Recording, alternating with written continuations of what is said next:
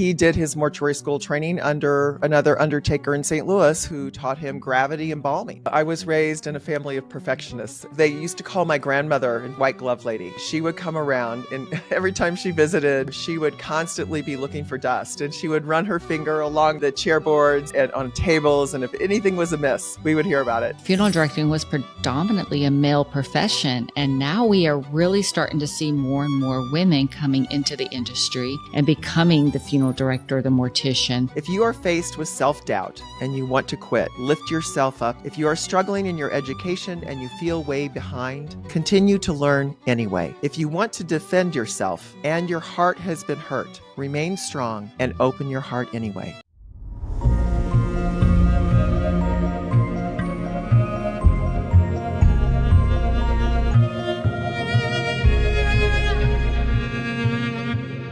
Today I have a wonderful guest with me, a colleague in the profession. I have Lisa Baue with me, who's a funeral director and has been a licensed funeral director since 1979. And she is also currently the author of Wake Up Calls, a journey of learning to lead and succeed in the funeral and death care profession. And it's currently on the bestsellers.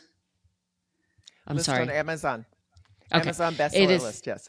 Okay. And it is currently on Amazon's bestseller list. And it just came out in September, the beginning of September. So that is a wonderful achievement, Lisa. Welcome. Thank you. Glad to be with you, Genevieve. Well, I understand that, you are a funeral director, have been in the profession for many, many years. I was actually 9 years old when you entered into the profession. Oh, no. So, gosh. I know us women never tell our age, right? But no, we don't. But I'll tell you, I've been in the profession and licensed for 46 years. So in the profession a little bit longer, but licensed probably about 6 months after I started. It took a while, but. So are you a generational funeral director? I am. I'm third generation. My grandfather started our business in 1935 in St. Charles, Missouri. And he came over from Southern Illinois and worked the trade and learned from another undertaker back in the day is what they called it. He was a salesman, a shoe salesman in St. Louis. And he always wanted to have a profession or a trade. So he saw this guy with a really nice suit and some nice shoes. And he said, I want to be like him. So he went off and studied under him. And then eventually his pastor introduced him to a man in St. Charles who owned a lumber company. And they got together because the lumber company guy always wanted to be an undertaker. Lumber companies back in the day would make caskets and so forth. But he never did that. And he thought, I really want to do this. So he was studied under him, and Mr. Hackman had the money. My grandfather had the know-how, and they opened the third funeral home actually in a little town in St. Charles, Missouri. It was very tiny back then. Eventually, they bought out their Protestant competitor. Eventually, they bought out their Catholic competitor, and they became the largest provider in the St. Charles area. And then, congratulations! It was cool. It was fun growing the business. My dad came in next. I spent my first year of life at mortuary school in Dallas, Texas, where my dad was studying, and then lived above the funeral home for a little while. I was just an infant at the time. And then had our own home, grew up across the street going to school there, and spent many, many days and nights and vacations above the funeral home in my grandparents' living quarters. Yes. So you truly are from the traditional generational funeral profession, the whole concept of living above the funeral home. We don't see that much anymore. We don't. And it's so interesting that you were saying that your grandfather was a shoe salesman, because many times when I was talking about how in Colorado there wasn't any licensure requirements, I would always kind of like use the analogy of you could be a shoe salesman today and a funeral director tomorrow. And here you're telling me this story about your grandfather. And I'm like, wow, isn't that funny? Because I use that as an analogy. But I think there were no mortuary schools. When he was coming in, there were no mortuary schools in our area. So even if they existed back then, I don't know. Back in the 30s, possibly. But he did his mortuary school training under another undertaker in St. Louis who taught him gravity embalming.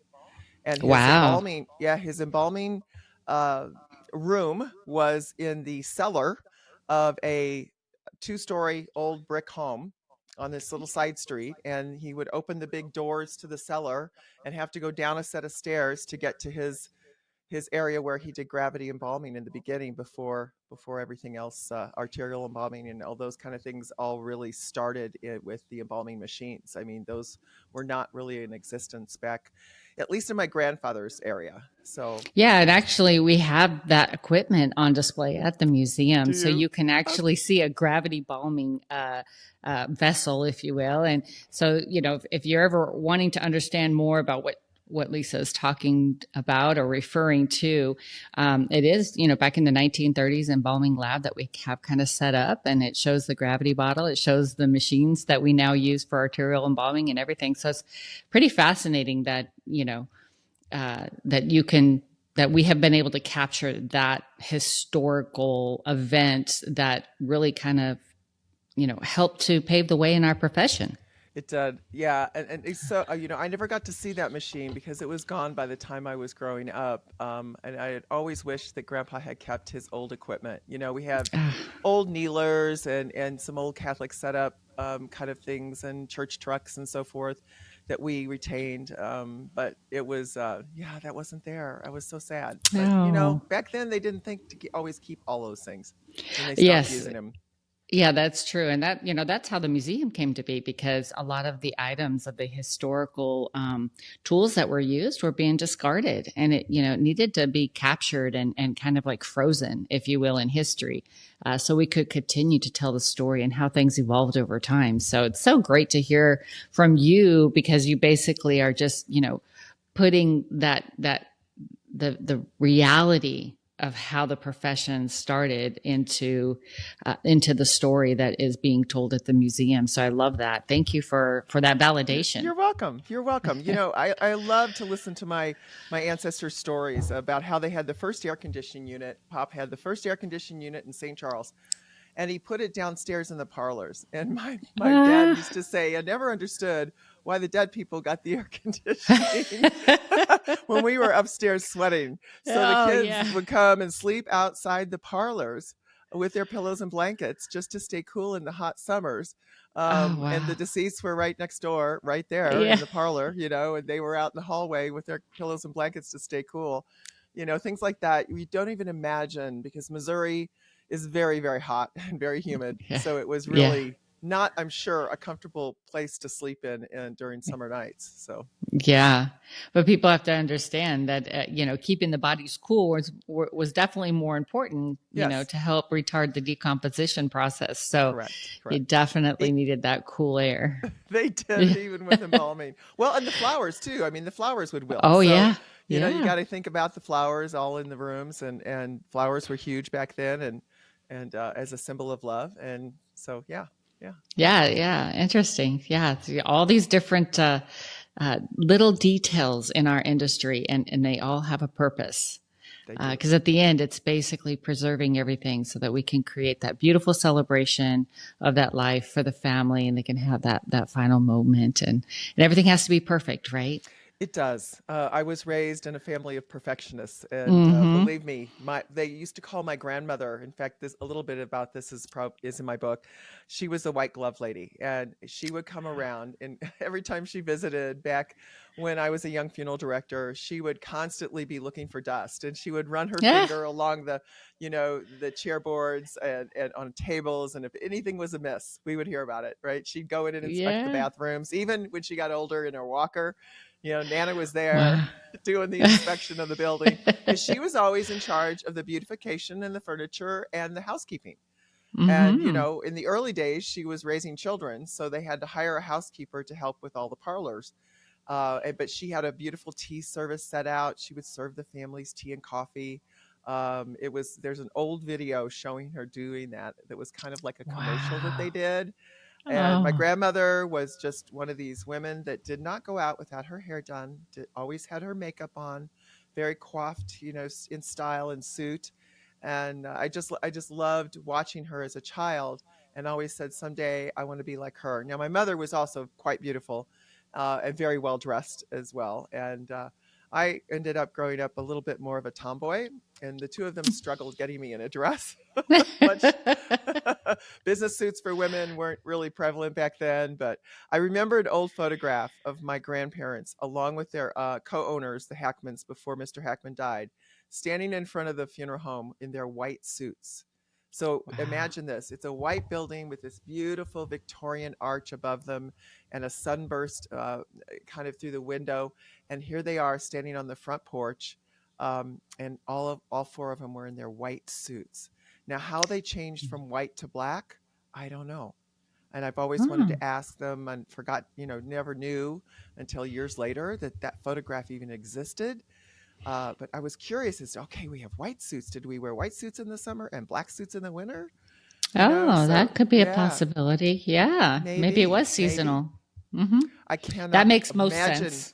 It does. It does. Yeah. Well, and there used to be a company, I think it was in Australia. They were called the White Ladies, and they all wore white suits, and they were funeral directors. Oh. It was a funeral home over there, someplace in Australia, I believe. And yeah, kind of an interesting concept about what we wear today versus what they wore back then. Yeah, even yeah, we our wardrobe as funeral directors has changed quite drastically, and the expectation, Yes. right? One of the things that I always get as a female mortician is you don't look like a funeral director. I know. I know. I had a priest come in one time and he goes, "You look like a damn flight attendant or stewardess." I think he called me a stewardess. And I'm like, "Well, Father Schmaltz, I mean, I'm a funeral director. So, but my dad makes me wear a skirt. So we wear navy blue suits back then. So I have to look like the rest of the guys except in a skirt." "Well, you still look like a damn stewardess." I was, what do you do with this guy? Right. So I go to my dad. I Yeah. was like, did I upset him for some reason? He goes, "No, he's just not used to women being in the business. He'll get over it." Yeah.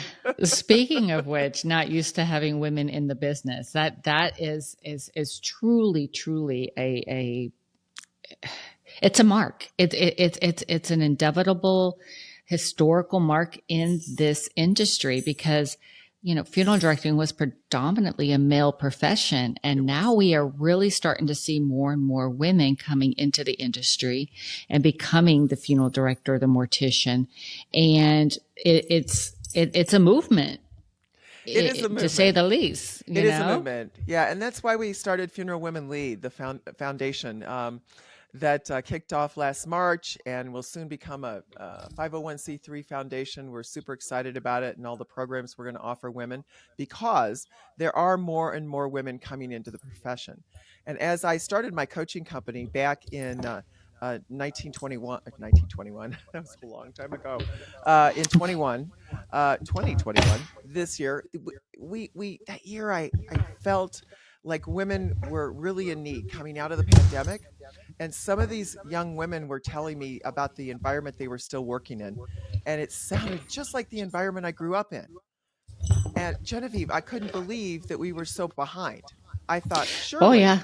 surely with a 75% graduation rate that ABFSE reported last year, that are female graduates, right, out of all the accredited mortuary schools, you would think we would be embracing women at a better level than we are.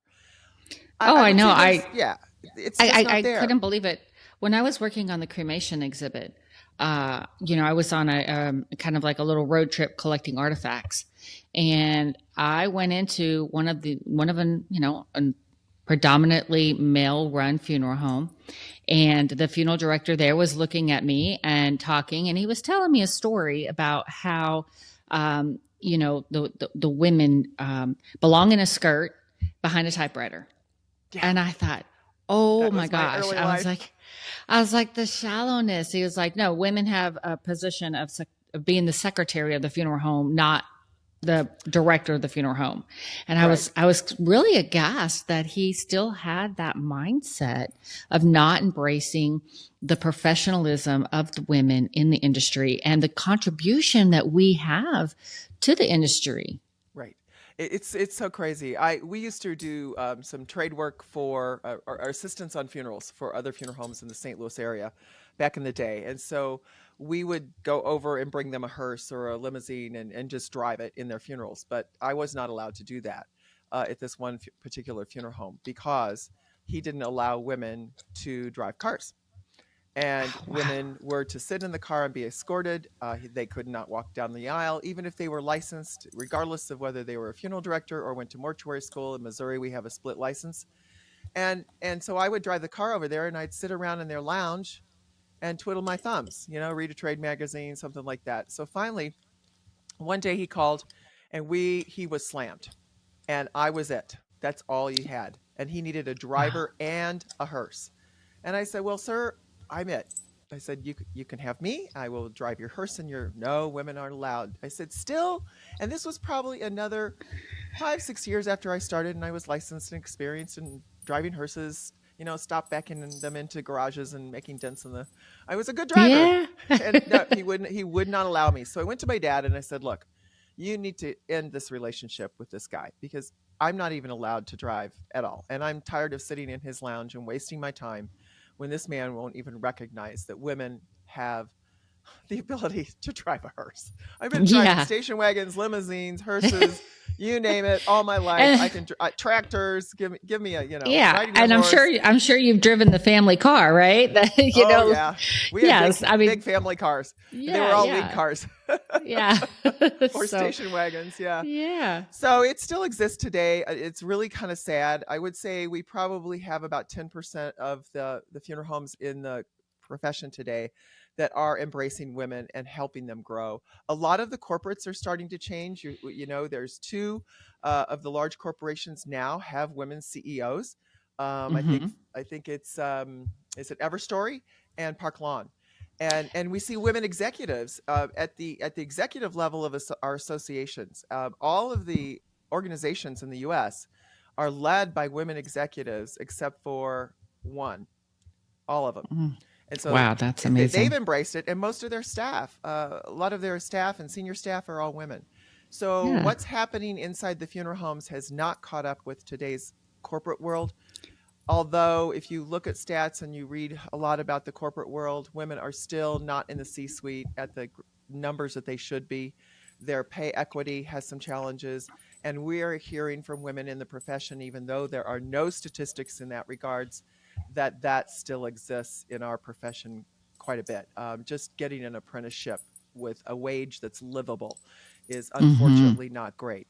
And that's why we started the women organization, Funeral Women Lead, that to help these women gain their confidence so they can speak up, to help them be able to advocate for themselves, to be able to help grow themselves as leaders. We have a Women's Leadership Academy coming up this November.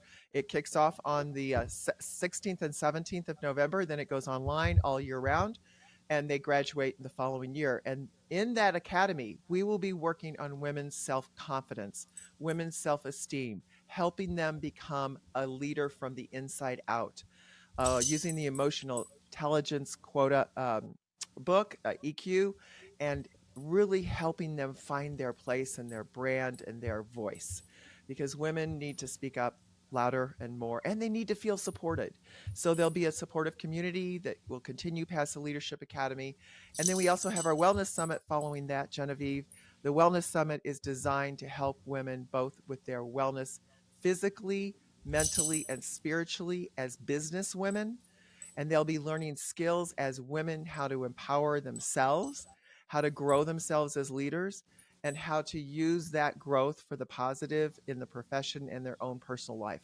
So we're real excited to be bringing these things to funeral service, and it's based on what women are telling us they need. And we're finding that women still aren't in the majority in association leadership. We have very few little data on that. We found out from NFDA that they've had 7 women on its board of directors in their history since 1882, Wow. despite their staff being 72% female. Here's the other cool thing, though. Ellen McBrayer is now going to be one of those women to go up the chairs and become the first female president. But think about the numbers. Since 1882, they have had 0 women go up the chairs in leadership in our national association. Some of the others have had 1 or 2, 3 or 4 max women as chairman of their boards or president of their associations. It's very slow growth, very slow movement. And why is that? People say, why? Well, if you think about women and what happens in our early life, we maybe get married, or maybe we have a companion, or maybe we want children, or our life just gets busy in funeral service. Do we have time to volunteer for association membership and growth as a leader? Not necessarily, because that work life balance gets in the way and our priorities have to change. How do men find Hmm. the time to do it? Well, are men really the caretakers of the home? Are they the caretakers of the children? Back in the day, and even today, we're seeing less of that, and women don't have the support that they need at home so that they can become part of these organizations and grow themselves as leaders. We'll see them come in probably in their late 30s to early 40s as they start gravitating. Now, more and more are coming. They're trying to serve on committees. They're sometimes they're being shut down. They're being told, and this is a true story. They're being told, well, you won't make a difference on this state association board, because most of our members are men and they won't listen to you. Hmm. Or I'm hearing women say, gosh, I've been told in job interviews that don't plan on having any children because you aren't going to have time. And if Yeah, you're that pregnant, that you say, gentleman. yeah, Yeah, that gentleman that when I was on that journey of getting artifacts for the cremation exhibit, that was one of the things he did mention. He said, "Oh, and if you plan on having children, I'm not going to hire you." And I yeah. was like, Well, that's "Really?" illegal. And First of all, that's yeah, illegal. yeah, but I think he was referring to probably about 15 years prior. He was Yeah, just kind of making his stance known of how he felt about women in the profession. yeah, yeah. And I was pretty appalled. And I also had a personal experience just shortly after I had graduated mortuary school, and it was during a an alumni gathering at the museum, and I sat down at a table of gentlemen who had funeral homes in the South, Mm-hmm. and he had no reservation at all to sit there and look at me and tell me, if you apply for a job at my funeral home, I will not hire you because you are a female. I was aghast. I was like, What did you what? say? I was like, wait, I thought that we were past all of that. It's just like, I had a personal experience myself in that Oh, regard of being told that I would not do not apply because I will not get in. right, And right. then, being at the museum, I began there as a female, as the director of the museum, and for a very long time, I was the only female on our board. We were a male dominated board. We still are today. However, we are getting more females in our board, which is amazing. We're getting more diversity in our board, which is amazing.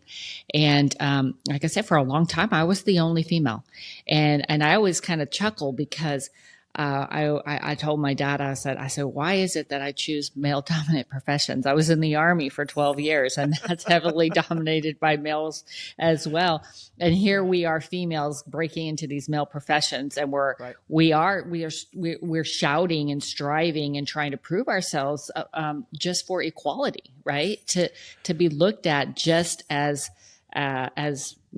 as professional as the men, that we can do the same thing a man can do, just to at least give us an opportunity and a chance to show you. Right, right. And we are seeing that women are really good funeral directors, and I think it's They because are. of our They're yeah, amazing.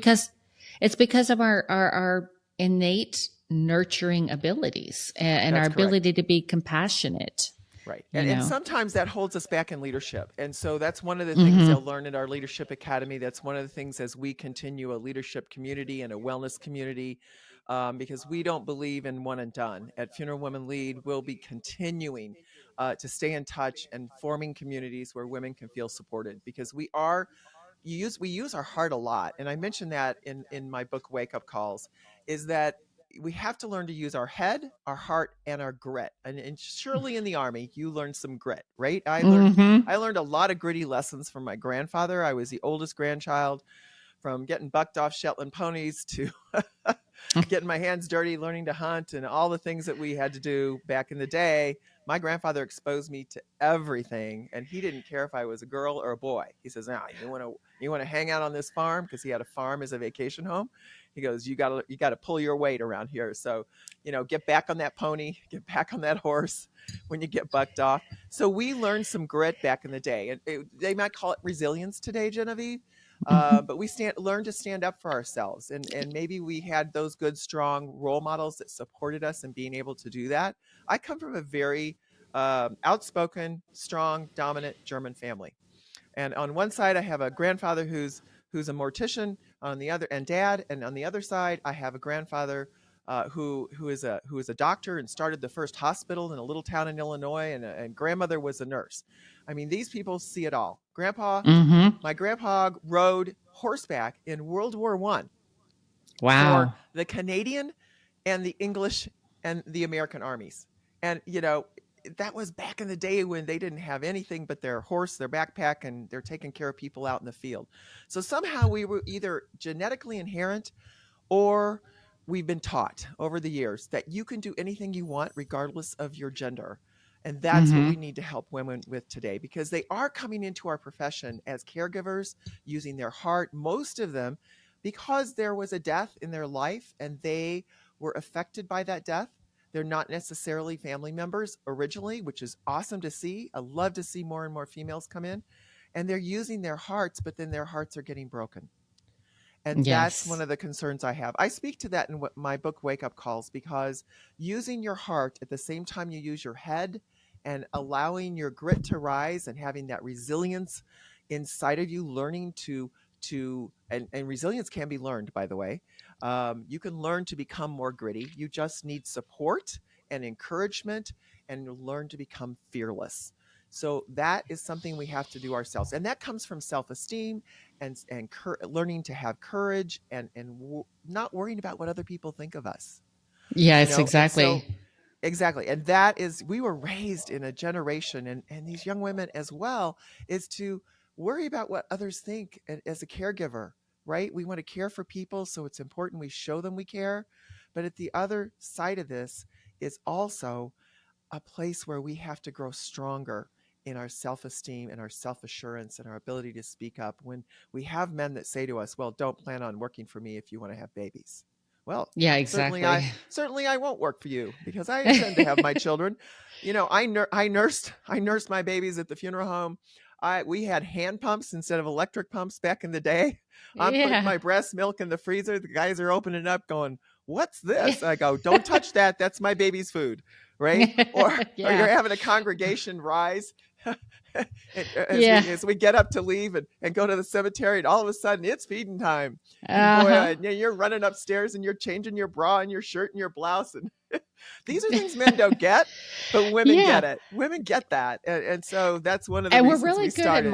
we're good at We multitasking too. I are. think that is an innate ability that we also Yes. have. But I wanted to make a comment back to your when you were talking about how we lead with our heart and how Yeah. we're nurturers but leaders at the same time. And when I was in the military, I remember quite distinctly as a sergeant and having soldiers underneath me that I had to mentor and discipline at the same time.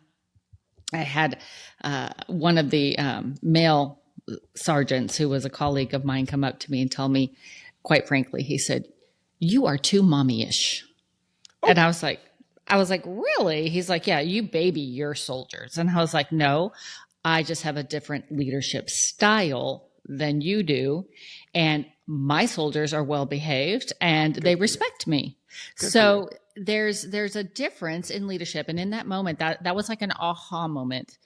I Hmm. could have taken that personally. I could have internalized that and backed down and allowed myself to close in and shift my leadership style, which I think could have been for the worse because that's not how my soldiers came to know me and my leadership abilities. And I could have allowed that comment from that male to shift my personal beliefs on how I wanted to lead my soldiers.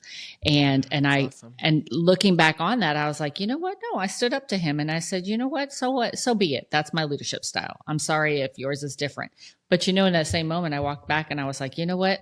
His soldiers don't respect him the way mine do. Oh, that's cool. What So that's an incredible story. You know, I can so relate to that. I did not have the training that you did in the Army in my growing up years. And when my dad died, I was 30 years old. It Oh, I'm was sorry. 1987, yeah, and he was 53. So my dad was just an amazing leader and caregiver of people. He was a middle child. He was not top down dominant, and I didn't know how to be a good leader of people. I had no training, and that's one of the reasons we started the Leadership Academy. And I speak to it in my book because I went through some major wake up calls.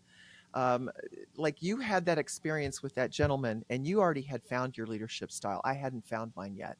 I mean, I was 30 years old, right? So it was really until I was close to my 40s or early 40s that I started realizing, Lisa, you're not a good leader. You've got a high rate of turnover. You've got unions coming in trying to unionize. People aren't feeling loved and cared for. What's wrong with you? And I blame myself.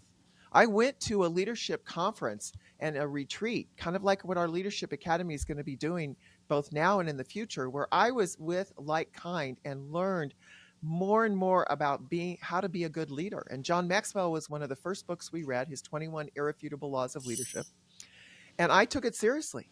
And I had this business coach come in. I had him do a 360 on me, and I found out I was not using my heart in my leadership.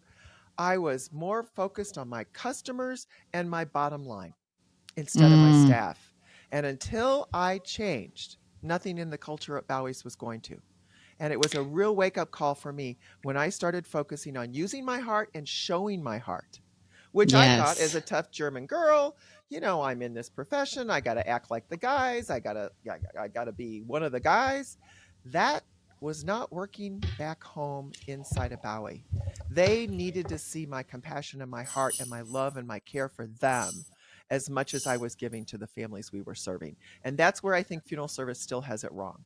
We are so focused. And if you look at all the webinars and all the seminars out there, they're talking about some retention, recruitment. Well, we better be talking to these owners about what they're going to do to better care for their staff. And until they get the care for the staff piece right, they're going to continue to lose people. And I will Mm-hmm. tell you that I think the attrition rate is very, very low in funeral service for females.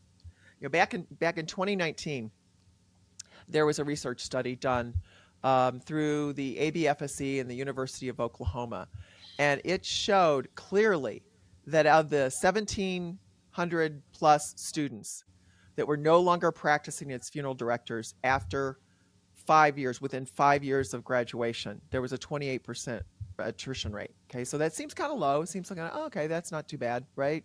We're keeping a lot more than we're losing. But of those in 2019, 55% were female, 45% male. And of the students that were no longer there, the larger majority were women, 33%, and 20, Wow. 22% were men. So if you take that study, and there needs to be a new study, by the way, the ABFSE has been approached to redo that study. We haven't seen any movement on it, but a couple of mortuary school presidents and I are trying to get them to do this. We believe that the attrition rate is even higher for women today because I'm hearing from employers, I can't keep people. They're leaving. Mm, They're not staying. Well, why is that? Well, yeah. Yeah. what's going on? What does your schedule look like? What does your HR programs look like? How are you helping them grow as leaders? How are you caring for them? How are you helping them find that work-life balance and deal with burnout? And burnout is still very, very real. And the Oh, employers are yes. saying in these conferences, I'm so tired of hearing a program about burnout. Well, okay, you as owners may not be experiencing burnout, but your people certainly are. And since the Mm-hmm. pandemic, it's gotten worse and worse. So why is it we only see at NFDA through their member survey in 24, 76% members are male and 24% are female. Women are not Mm, coming to NFDA in the droves that they should be, right? And of that group, of the owners, 86% are male and 13% are female. We don't even have women as owners. So everybody's out there going, oh my gosh, we're going to have this huge, major exodus of baby boomer owners and no buyers. Well, guess what? There's only 13% female owners in NFDA. I bet there's a lot of women out there that would love to become a funeral home owner. What are we doing to teach them to become managers and owners of tomorrow. So our Leadership Yeah. Academy is going to address that. We'll be having strategic planning session this November, and we're going to be talking more and more about what should we be doing to better support women to help them with their growth so that they can become the managers, leaders, and owners of tomorrow. Because if 75% graduation rate exists are female today, what's happening to them? First of all, we Mm-hmm. don't know how long they're lasting. Secondly, we know because we listen and we hear from scholarship winners and everyone else that we talk to, all these young women, that they are not being encouraged and sent out to NFDA. And there's scholarships available. They're not being encouraged to go and to other association events. They're not, because the owners are saying, oh, well, I'm not going to spend the money on them. Or if I Mm-hmm. send them, they might go to work for someone else. So they're afraid to send them. These women, I serve on the Funeral Service Foundation board as well. And we have a scholarship named after my dad because he was a big proponent and started the first women's program. So it's the David C. Baue Memorial Scholarship. We give about 20 scholarships a year, our family does, to help women attend Professional Women's Conference with NFDA. And we do that because we know and hear the stories for the last 5 years since the pandemic. I couldn't be here if you hadn't provided this scholarship. My employer will not give me time off. I had to take my own personal PTO. And if I didn't Wow. have that additional stipend of $500 to travel with, I couldn't have afforded to even personally come, even though the scholarship pays for your tuition and your hotel and your meals. So this Wow. is really sad that today in 2025, this still exists, that these employers won't send these women out to become the future leaders of tomorrow. Invest in your people is what I would Mm-hmm. love them to hear. And in my book, I have two audiences. One is are the females that are growing up that we hope will get some inspiration from this book, help learn to use their head and their heart, and become more gritty. And there's lessons after each chapter, Genevieve, where they're reflections, and you can use these in book clubs, you can use these in staff meetings, you can ask questions about their own grief and loss experiences, and you can get to know and support your people better. But also, if you're not feeling supported, it's my goal that this wake up call book will help you feel more supported. And I also list in here all the different associations and the scholarships available that are out there in our profession, which we will also be doing Funeral Women Lead on our website to try to encourage women to take better care of themselves, to be advocates for themselves, and to grow themselves as leaders. Because if your employer won't do it, then you have a responsibility, if you want to be in this profession and be successful, that you have to step out there and do it yourself.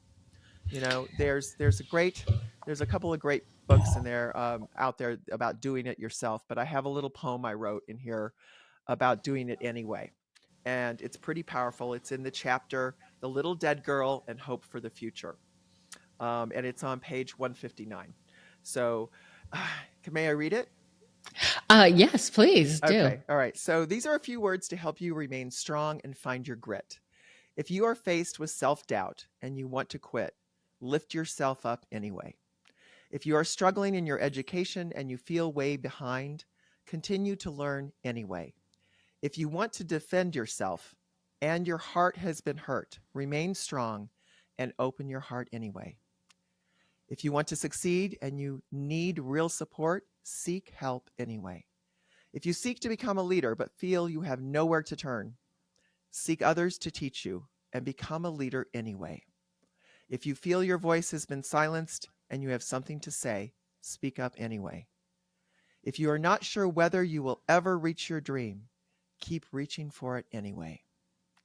And I wrote this, and actually it's kind of a takeoff of Kit Keith's poem, Do It Anyway, and a similar poem written by Mother Teresa. I wrote this for all the young people in funeral service, whether they're male or female, no matter how they identify, it doesn't matter. What matters is don't give up on our profession. It is a wonderful profession to work in. You can use your heart to serve families all day long, but you also have to use your head and find your grit to succeed and stay in here. You have to become more resilient. It's not easy. It's not No. a 9 to 5 business. It, there's nights and holidays that you work. I mean, I can't tell you the Christmases that I sat with a family who just, one wife just wanted to be with her husband on Christmas. And she just, I mean, she was alone in St. Charles and had no family there. So, you know what? I got up and put on my suit and sat with her and let her have time with her husband that day. That's what you do as a funeral Mhm. director, right? It doesn't, it's not a 9 to 5 job. And It's a those, 24/7 job. it is. But you also need your breaks. You got to Yes, yes, find yeah. them. You have to learn. And we're going to teach that at our wellness summit about how to find those breaks and better take care of yourself. And then we'll have a wellness community that continues on past the summit. Even if you can't make our summit this year, we want you to be part of our wellness community because you have a responsibility to yourself to better care for you. You won't survive Now, in this business without doing that. yeah. So will your summits be annually? We hope so. And if there's a stronger demand in the future, maybe we have to have more than one, or we'll find a larger venue. So we hope to go to the East Great. Coast next time. We're a little west. We're in Scottsdale, Arizona this year. Tried to find a nice little place. It's the Hilton Resort, a Scottsdale Resort and Spa by Hilton. So there, we want to find a place where if you want to get a massage, if you want to go hiking or biking, want to just lay by the pool, it's warm enough to do that in November in Scottsdale. And we believe we need to take care of ourselves. And I got to tell you one story about this. So we had a woman that I met at a recent conference who said, my employer won't send me because he doesn't like the fact that you've got some hours in the afternoon break time for me to relax and go enjoy, maybe get a massage or take a hike or go lay by the pool and just contemplate how I want to focus on my wellness. He won't send me because he doesn't like the fact that I'm not in a class every single hour while I'm there. She goes, but Wow. I'm going to come anyway. I said, well, It's good for called you. self-care, right? You got to have That's right. self-care Right. embedded into not only, I think, the educational portion of it, but it's teaching you that in your day-to-day life, you've got to have self-care. And this is the importance of it. You know, sometimes, I mean, I'm guilty of it. I was one of those, nonstop, workaholics, just kept going, going, going. Oh, me And too. when Yeah. I would stop to do a self-care moment, whether it was a massage, whether it was getting my nails done, whether it was just reading a book or going for a hike, it was very uncomfortable for me. I felt like I was out of my Guilty. skin, Did she feel felt guilty? guilty, I just felt off, like something Yeah. wasn't right. It was like I felt like my comfort zone was, hard charging, working all the time. And I think that is a learned skill that we as women or anybody, in the profession, outside of the profession, we need to learn self care and it's important. And when I We lived in do. Europe, when I lived in Europe, they had this thing called the cure, and Oh, the employers supported it.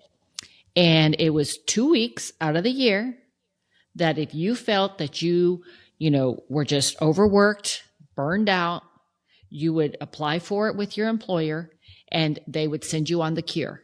And it was 2 weeks at nice. a spa, and all you Oh, did was self-care for 2 weeks. And then you would is that come still back to going work on? refreshed. Oh yeah. Yeah. It still goes on. Gosh And the darn it. Well, employer has to wow. pay for everything and you have to be Yeah. paid while you're there. And so Wow. there's an importance to teaching people that even if you're in a leadership role, you have to have boundaries and you have to take care of yourself. Because if you I don't agree. take care of yourself, you can't take care of anybody else. You can't take care of That's your good. family. You can't take care of your Right. clients. You can't take care of your, your business That's right. if you can't learn that boundary. And you can't grow yourself as a leader because you'll be Mm-hmm. exhausted and you will not be a good Exactly. leader of yourself, much less others. You know what happened to this young woman? She went back and she told her boss she was going to go anyway, and he wouldn't let her. Oh no. Right. She contacted me and she goes, I am so sad. I am so sorry. He will not give me time off, and I'd have to use my vacation to come. She goes, Oh. I even told him I'd pay for it myself. And this is a supplier, by the way, not a funeral home company. Oh. And I was still I was just, my heart just broke for her. And I said, well, I hope to see you next year. But we're not going to we're not going to fill curriculum all day long so that you don't get any breaks. That is not right. I said to her, I said, well, does he ever go on conferences where he goes golfing like in the morning and then maybe Exactly. goes to some afternoon things? So guys can go golfing and go to this whole golf thing and their company will pay for it. but they won't pay for a woman to come and work on her well-being. And Mm-hmm. Kate Collins, if we still have some room by the time this podcast comes out, check with us. Even if the hotel is full, we'll make room for you in the Wellness Summit. We may have a neighboring resort that you have to stay at, but it's right next door. It's easy to get to because there's a lot of resorts all around us. But we have Kate Collins coming for a 4-hour retreat, business and leadership and wellness retreat. She's going to be teaching tools for managing stress and self-doubt, how to own your power and bring your best self forward. She'll have inner coaching strategies that help you transform that inner critic. And she's going to teach us to lead with greater resilience, courage, and confidence. Now, what employer would not want that for their women, right? Exactly. Yeah. Right. Yeah, exactly. And then we have an integrative healthcare physician coming who's going to talk about the physical wellness and empowering strategies for our optimal health and longevity. And then our closing keynote is with Marguerite Ham, who's just amazing in the areas of growth, wellness, and helping us plan our goals for the future. She's also a certified leadership coach and certified in mindfulness. And so we've got a well-rounded program planned, Genevieve. I hope you can come.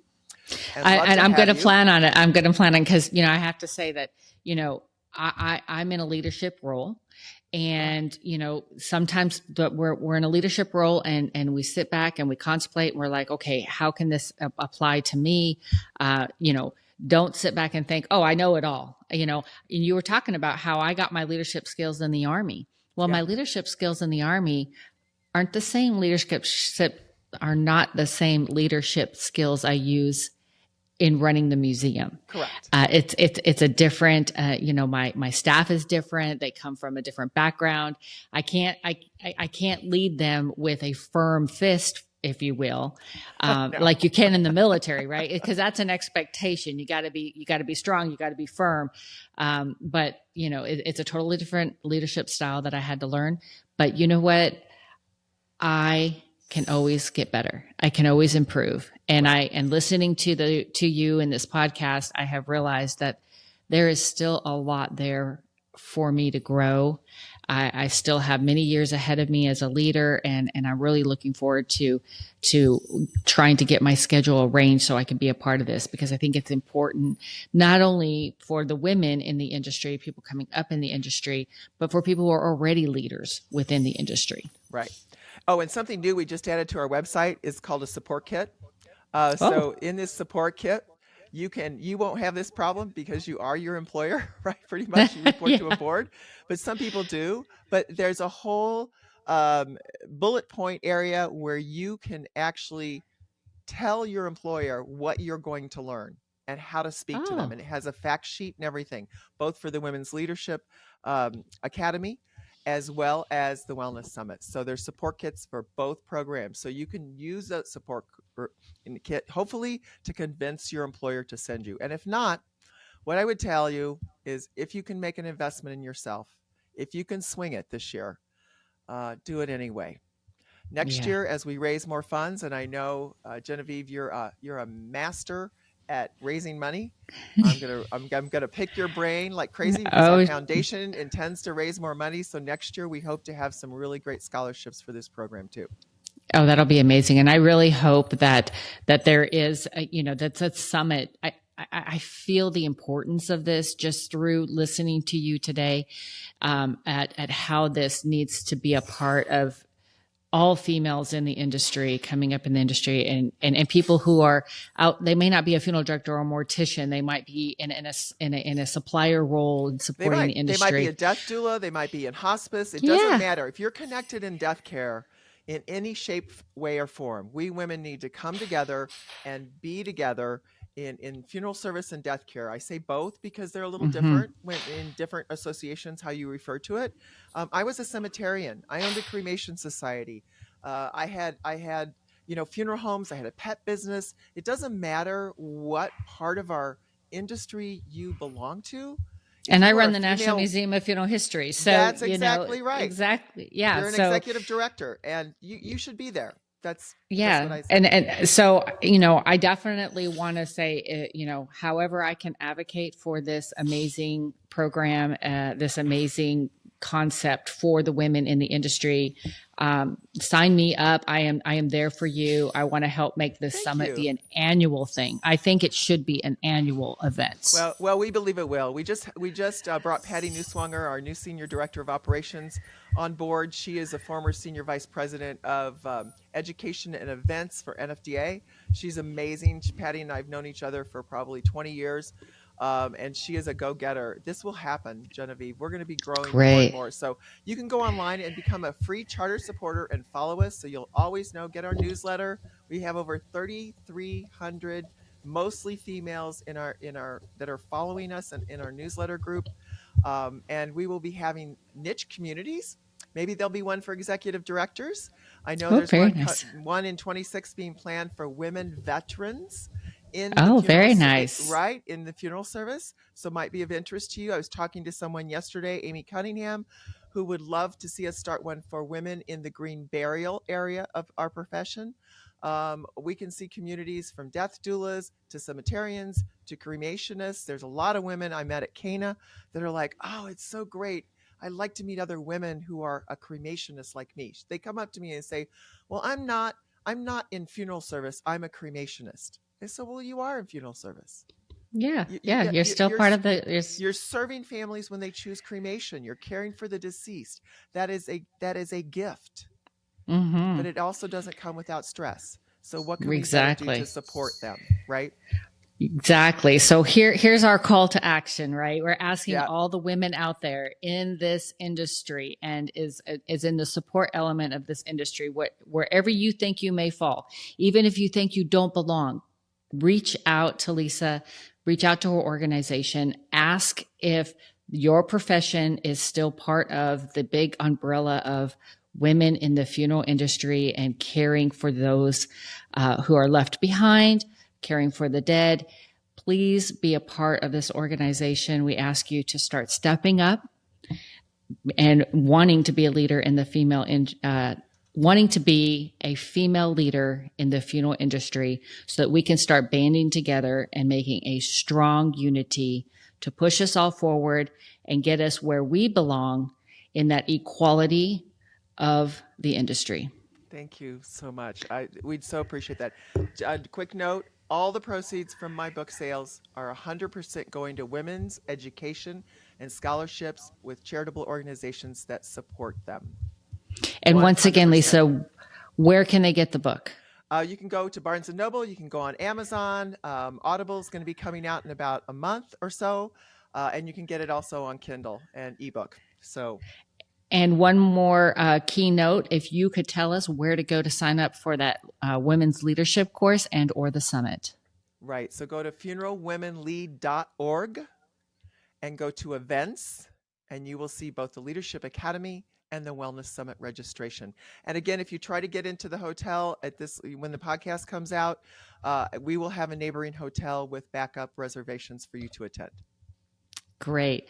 Well, Lisa, again, thank you so much. And really, truly, I really think we need to have a follow-up post-summit and leadership, as that that'd be leadership fun. course starts to take off, Let's do so it. that we can kind of give an update to our listeners on how the summit was, how it was received, and then how your leadership course is starting to take form and how the women are being involved. So I really believe that this definitely needs a follow-up. That's great, Genevieve. Just let me know. And maybe you'll have to come on our podcast someday soon, For Women in a Funeral, which Funeral Women Lead is sponsoring. We have Ellen McBrayer, of course. As most people know Ellen, she's the new secretary for NFDA. And we have Elisa Carr with Kelco, who's also a funeral director and has a supply company that supports funeral homes. And Melissa Posey-Luce, who is the senior vice president of marketing and communications for Security National Life Funeral Homes and Cemeteries. And we have a lot of fun on that podcast. So you may have to come be our guest and tell us more about the American History Museum and all that you're doing, and your life story, I think, is amazing. So we'll have to get you on our podcast too. Oh, I would love to be a guest on your podcast. And what was the name of it again? 4 Women and a Funeral. Oh, that's amazing. I love it. It just sounds fun. You like the name? Doesn't the I name do. sound I fun? love it. I know. Yes. I know. Yes. We'll be talking about Well, all things from having babies to menopause. Let me tell you. oh, there we go. Go through it. We go through it as women in funeral service. That's right. Well, thank you again, Lisa, for everything that you're doing for us women in the industry. And I'm really looking forward to being a part of this organization as much as possible. Thank you, Thanks. Genevieve.